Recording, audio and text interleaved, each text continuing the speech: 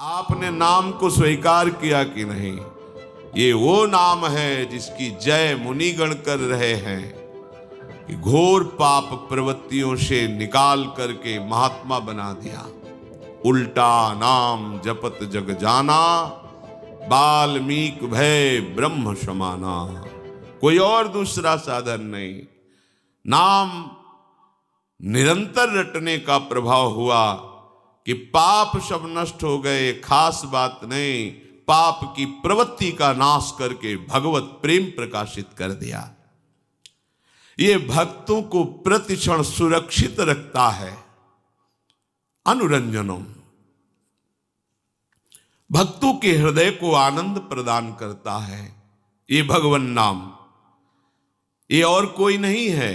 अक्षरों की आकृति धारण किए हुए स्वयं भगवान की सामर्थ्य विराजमान है।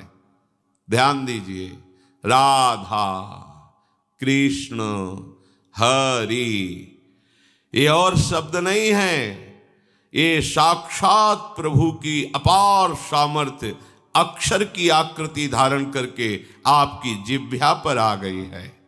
इसमें यदि आपकी श्रद्धा हो गई तो आप सारी की सारी सामर्थ्य आपके हृदय में ये नाम जागृत कर देगा। उत्कर्ष प्रदान करने के लिए सदैव गरज रहा है भगवन नाम। आपको महामहिम पद में पहुंचाने के लिए समर्थ है नाम। प्रभु को अधीन करके आपके हृदय में प्रकाशित करने की सामर्थ्य एकमात्र नाम में विराजमान है। नाम में यदि कोई अनादर पूर्वक नाम उच्चारण करे तो उसका कल्याण हो जाता है। तुम अश्रद्धा पूर्वक बोले राधा राधा, यही आपका कल्याण कर देगा। इसमें श्रद्धा की आवश्यकता इस कोटि से नहीं है कि जैसे आग को छुओ तो श्रद्धा की आवश्यकता नहीं है, उसकी सामर्थ्य जला देना। दाहिका शक्ति आपको जला देगी। आप अश्रद्धा से छुओ, गुस्सा से छुओ, अपमान करने के लिए उसे छुओ तो भी वो आपको जला देगी, क्योंकि उसमें दाहिका शक्ति है। जहर में मारण शक्ति है। श्रद्धा से पियो, अश्रद्धा से जबरदस्ती कोई पिया दे तो भी मरी जाओगे, उसमें मारण शक्ति है। नाम में तारण शक्ति विराजमान है। अश्रद्धा से बोलोगे राधा राधा तो भी तार देगा नाम। ओहो, यदि अब भी समझ में नहीं आ रहा तो भगवान जाने तुम्हारी क्या गति होनी है। संकेत में, परिहास में, अनादर में, उपहास करने के लिए यदि नाम का उच्चारण कर लिया तो लिंग देह पर्यंत समस्त भयंकर पाप समूहों को समूल नष्ट कर देता है नाम। तुम अनादर आदपि मना गुदीरितम, अनादर पूर्वक कोई यदि नाम ले तो भी उसका मंगल कर देता है नाम। आहा, निखलोक ताप पटलिम विलुम्पशी, जो महान कष्ट देने वाले, जलाने वाले हमारे पाप कर्म तैयार हैं हमको नष्ट करने के लिए, ये नाम उनको नष्ट कर देगा। अतः उपासक नाम को स्वीकार करे। ये चिंता न करे कि मुझे भगवान स्वीकार करेंगे कि नहीं। नाम को तुम स्वीकार, बड़ी खुली छूट है। प्रभु स्वीकार करेंगे कि नहीं, इसमें हमें विश्वास करना पड़ेगा महात्माओं का। हमें अनुभव की तरफ बढ़ना पड़ेगा। पता नहीं कितने दिनों में अनुभव होगा कि भगवान मुझे स्वीकार किए हैं कि नहीं। पर यह बात तो अभी आनंद दे रही है, हमारी स्वीकृति की बात है कि हम आज अभी इसी क्षण नाम भगवान को स्वीकार करते हैं, जो अक्षर रूप से आकृति धारण करके हमारी जिह्वा पर विराजमान है। नच नामाभासः पापान्येव दग्ध्वा निवर्तते अपितु स्ववाच्ये भक्तिं च प्रकाशयतीत्याह। ये केवल कथन मात्र नहीं है। ये तो नाम की महिमा ऐसे गा रहे हैं, पता नहीं सत्य वस्तु है कि नहीं। नामाभास केवल पापों को जलाकर निवृत्त नहीं हो जाता, वो अपने वाच्य को अधीन करके हृदय में प्रेम प्रकाशित कर देता है। जैसे कृष्ण ये वाचक है और कृष्ण रूप ये वाच्य है। ये वाचक, ये नाम उस रूप को आकर्षित करके उसके प्रति अपार प्रेम प्रकट करके आपके हृदय में स्थापित कर देगा।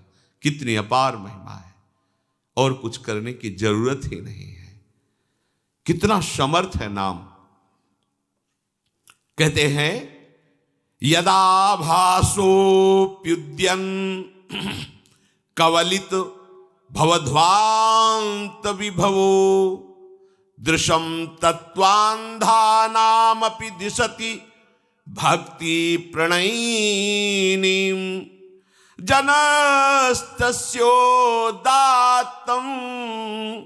जगति भगवन्नाम तरणे कृतीते निर्वुक्तुम कहि महिमानं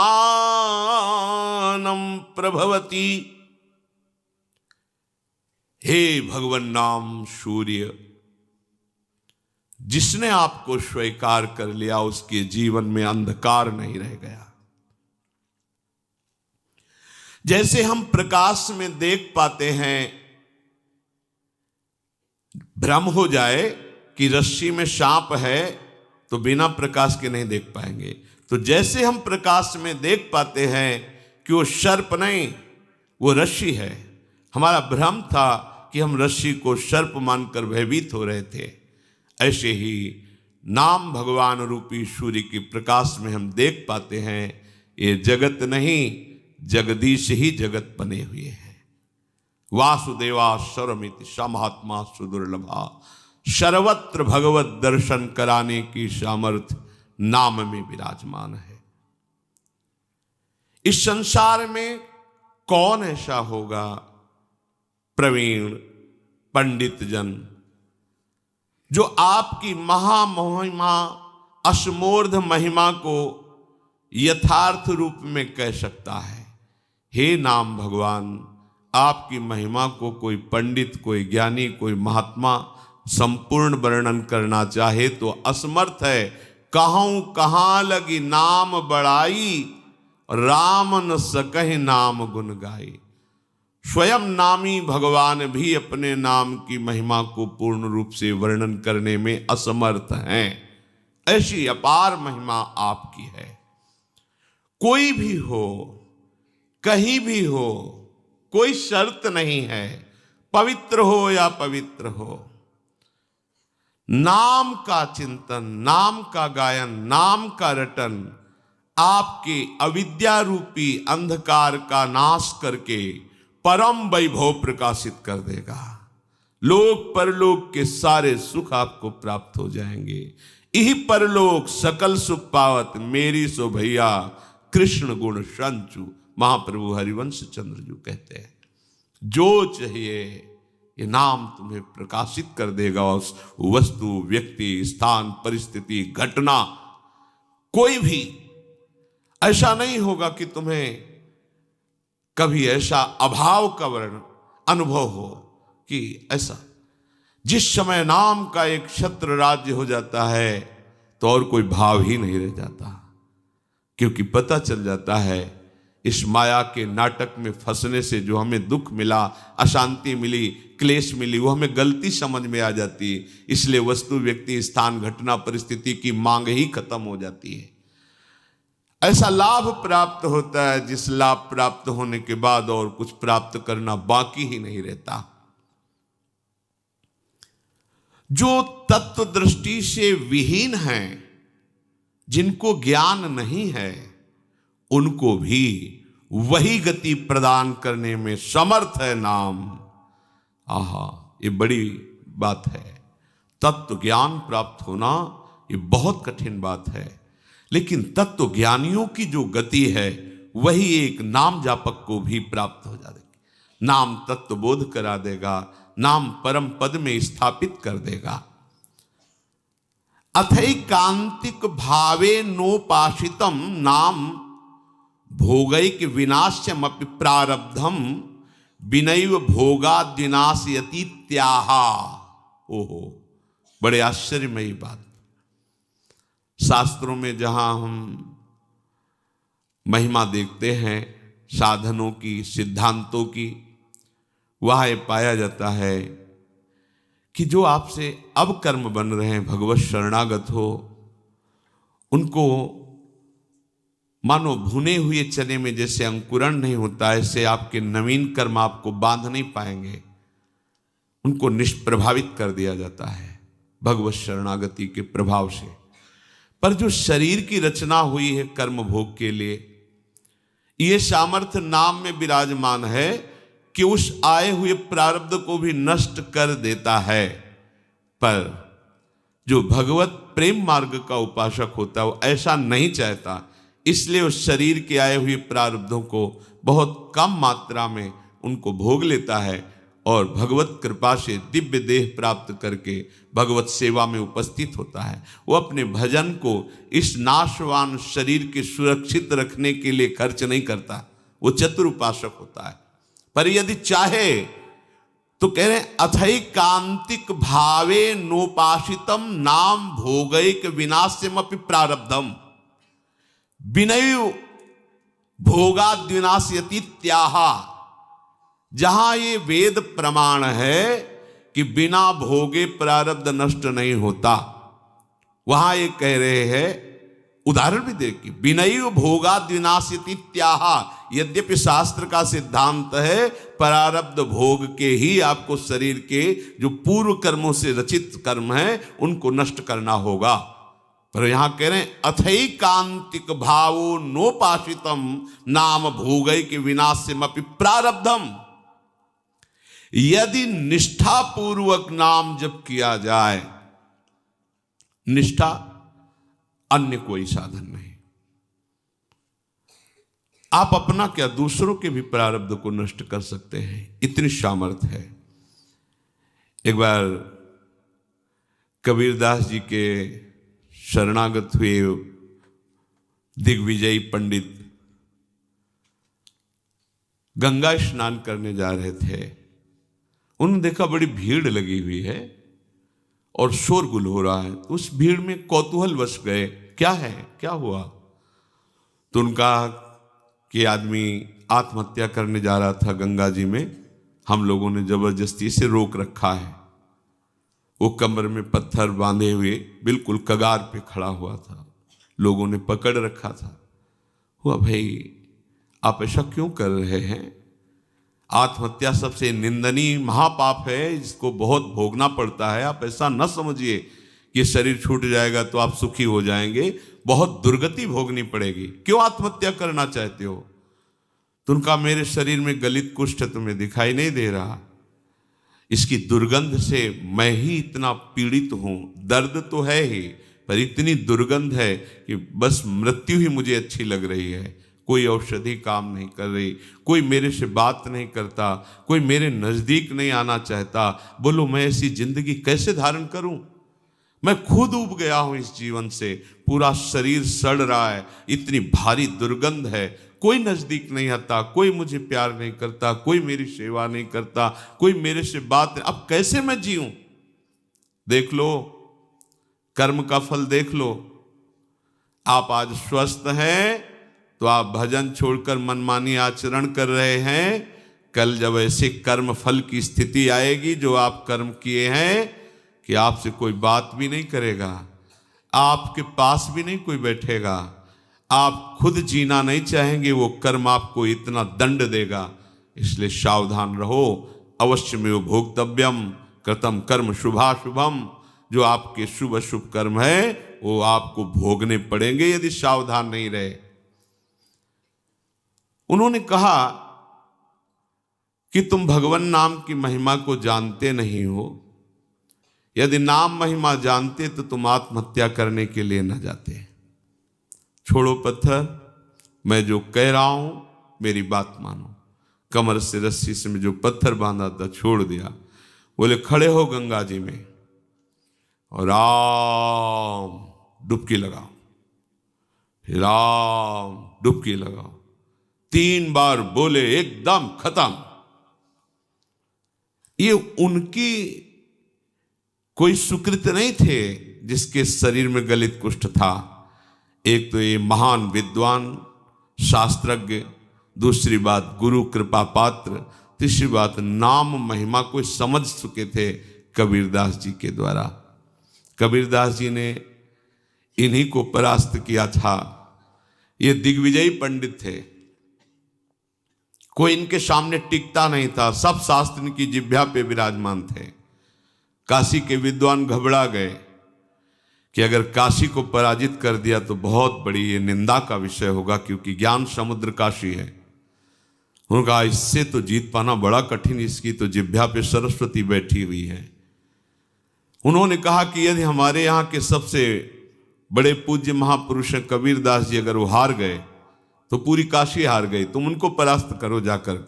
यहाँ किस किस से आप विद्वता पूर्वक वाक युद्ध करेंगे, एक से एक विद्वान है, सालों लग जाएगा। हम सब सहमति देते हैं कि आप कबीरदास जी को परास्त कर दे, मानो वाराणसी परास्त हो गई। ठीक है, कबीरदास जी के पास गए, उन्होंने कहा शास्त्रार्थ करना चाहते हैं। हमें शास्त्र कहाँ आता है। कबीरदास बोले पराजय लिख दो, इसमें दस्तखत कर दो। हाँ करवा लो जहां दस्तखत। बोले काशी के विद्वानों ने कहा है कि आपकी पराजय पूरी काशी की पराजय। तो बोले फिर रुक जाओ, हम तुमसे प्रश्न करते हैं कि पढ़ के समझे हो या समझ के पढ़े हो। अब जो हरि के चरणारविंद के प्रेम में डूबा हुआ है उसकी वाणी सरस्वती भी नहीं समझ सकती। पहली बार उसकी बातें ही समझ में नहीं आई कि बाबा प्रश्न क्या कर रहे हैं। फिर हाथ जोड़ा, कहा महाराज एक बार फिर प्रश्न कीजिए। तो उन्होंने कहा पढ़ के समझे हो कि समझ के पढ़े हो। जैसे कोई किसी को स्तंभित कर दे मंत्र के द्वारा, बुद्धि काम नहीं कर रही, पूरी सभा लगी हुई है कौतूहल देखने के लिए। अब वो ये शास्त्र खोले वो शास्त्र खोले, कुछ कहा महाराज हमारे तो प्रश्न ही की धरा समझ में नहीं आ रही। बोले तो उत्तर क्या दोगे, शास्त्रार्थ क्या करोगे, जब प्रश्न की ही धरा तुम्हें समझ में नहीं आ रही तो व्यर्थ में अभिमान लिए घूम रहे हो दिग्विजयी का। पढ़ के समझे हो कि समझ के पढ़े हो। हम तुम्हें बताते हैं तुम ना पढ़ के समझे हो न समझ के पढ़े हो। अगर समझ के पढ़े होते तो सब शास्त्रों का सार है भगवान के नाम में प्रेम, भगवान के चरणों की भक्ति। अगर पढ़ के समझे होते तो अब तक समझ गए होते कि सबका शास्त्रों का सार क्या है, तुम समझ ही नहीं पाए। उन्होंने उसी समय सब गंगा जी में शास्त्र प्रवाहित कर दिए और श्री चरणों का कबीरदास जी के आश्रय ले लिया, शिष्य बन गए और नाम जप करने लगे। उनकी ये निष्ठा कि 3 बार नाम, ये उनकी निष्ठा, उससे उनका गलित कुष्ठ चला गया।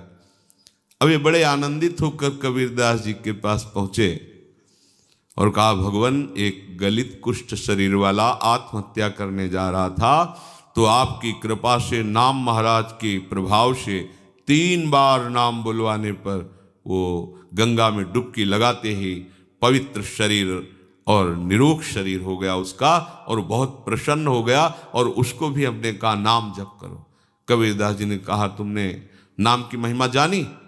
अरे ये केवल नामाभास से ठीक हो सकता था, तुमने 3 बार बुलवाया है। नामाभास से ये नाम की अपार, जौहरी ही तो हीरा का कीमत जानता है कि क्या है, हीरे की वक़्त तो जौहरी जानता है। ऐसे ही भगवत प्रेमी महात्मा जानते हैं कि नाम का प्रभाव क्या है। हम आप सब तो ऐसे ही राम कृष्ण हरि, पर ऐसे ही बोलो तो भी मंगल हो जाएगा।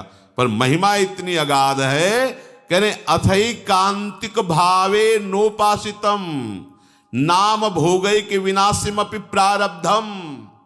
पर इसमें शर्त है, इसमें शर्त है अथई कांतिक, एकांतिक, अर्थात अब कोई आश्रय नहीं, कोई भरोसा नहीं, केवल नाम का आश्रय, केवल नाम का भरोसा। इसे कहते हैं निष्ठा। निष्ठा पूर्वक जपा हुआ नाम भोग के द्वारा ही विनाश से प्रारब्ध कर्म को भोग के बिना ही नष्ट कर देता है।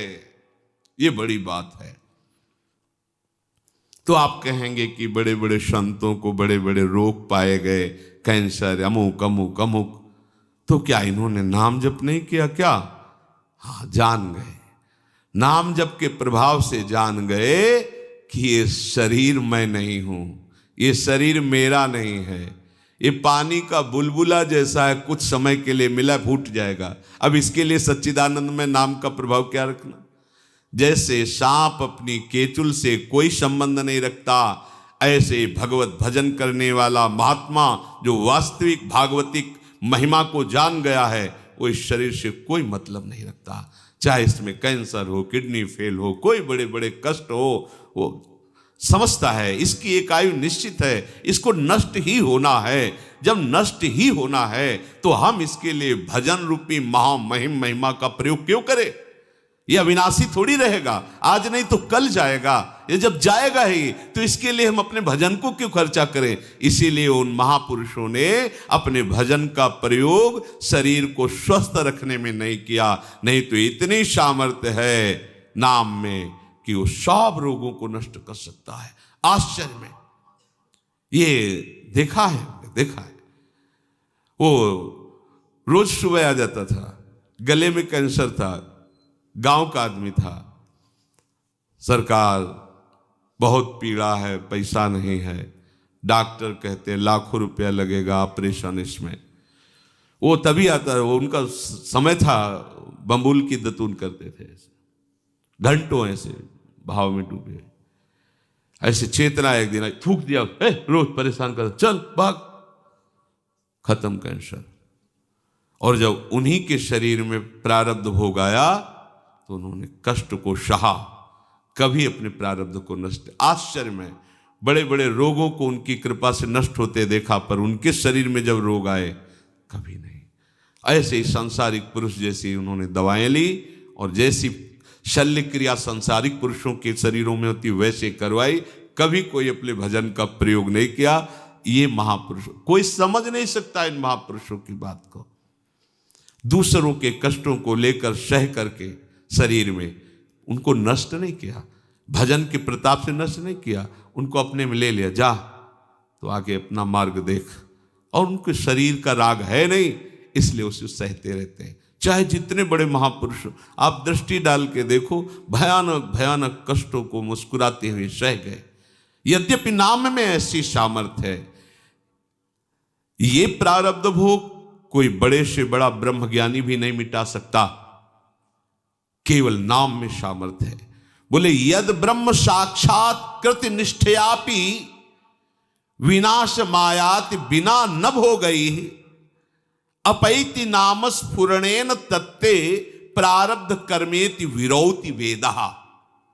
आहा, प्रारब्ध कर्म जो भोग के बिना ब्रह्मनिष्ठ तैल धारावत ब्रह्माकार जिनकी वृत्ति है, वो भी नष्ट नहीं किए, नष्ट नहीं कर पाए।